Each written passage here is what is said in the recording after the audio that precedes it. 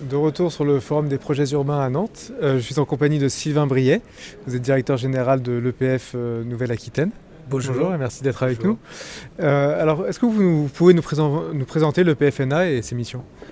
Le PFNA, donc Établissement public foncier de Nouvelle-Aquitaine, est un établissement public de l'État, Mhm.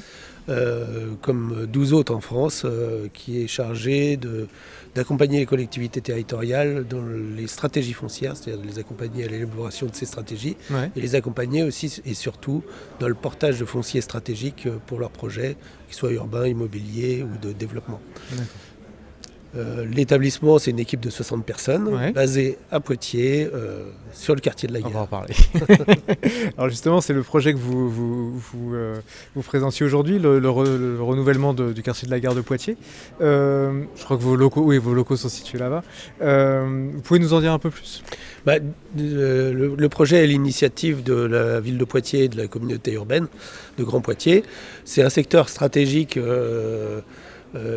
puisque Poitiers est sur la ligne LGV qui relie Paris à Bordeaux, à mi-chemin.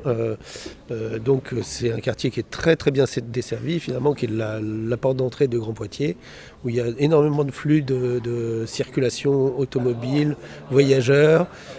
Et donc l'intérêt, c'est de procéder au renouvellement urbain de ce quartier. Et c'est vrai qu'en tant qu'établissement public foncier, on est aux côtés de la collectivité sur ce projet. D'accord. Et concrètement, vos missions sur ce projet? On en a deux. On accompagne la collectivité dans des missions d'abord de veille foncière, c'est-à-dire Ouais. préalablement à la définition des orientations du projet, c'est de mobiliser l'établissement pour saisir les opportunités qui peuvent être vendues, et notamment au travers de l'exercice du droit de préemption urbain. Et actuellement, on travaille aussi sur une mission complémentaire qui est de maîtriser complètement un îlot stratégique au nord du périmètre, D'accord. qui est... c'est un îlot où il y a plein de bâtiments qui sont imbriqués les uns dans les autres, et pour développer du projet, il faut une maîtrise foncière totale. D'accord. Très bien. Pendant nos échanges en préparation de cet entretien, vous m'avez dit que vous veniez de voter un nouveau plan stratégique qui est avec un nouveau budget en hausse à hauteur de 300 millions d'euros, je crois. Projetez-nous un petit peu dans l'avenir.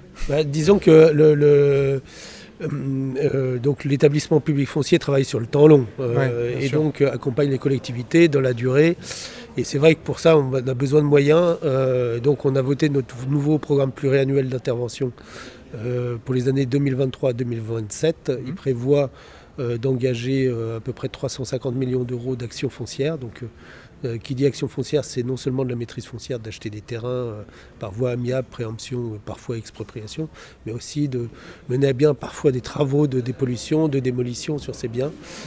La cible, c'est de faire essentiellement, voire principalement à 95% du renouvellement urbain, c'est-à-dire qu'on est un outil de sobriété foncière. Et je crois que c'est la raison d'être des établissements publics fonciers en général et du nôtre en particulier. D'accord. Je vous remercie beaucoup en tout cas Sylvain d'avoir partagé ça avec nous. Merci beaucoup. Merci. Restez avec nous sur le Forum des projets urbains.